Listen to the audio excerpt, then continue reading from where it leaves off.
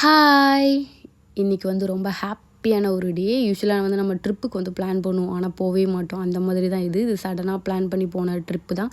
ரொம்ப பிடிச்ச ஒரு ட்ரிப்புன்னே சொல்லலாம். ஆக்சுவலி நான் இவ்வளோ ஹாப்பியாக இருந்ததே இல்லை. ரொம்ப என்ஜாய் பண்ண ஒரு ட்ரிப்பு. நாங்கள் வந்து வீட்டில் இருந்து இன்றைக்கி வந்து ஓணம் டே, வீட்டில் சத்தியெல்லாம் சாப்பிட்டுட்டு அப்படியே டேரெக்டாக கிளம்பியாச்சு. நம்ம கூட்டத்தில் ஒரு ஆள் மட்டும் இருப்பாங்கள்ல, அங்கே போனால் அது வாங்கணும் இது வாங்கணும் அந்த மாதிரி. இவங்களுக்கு வந்து இப்போ செருப்பு வாங்கணுமா, ஷூவோடு வந்துட்டாங்க.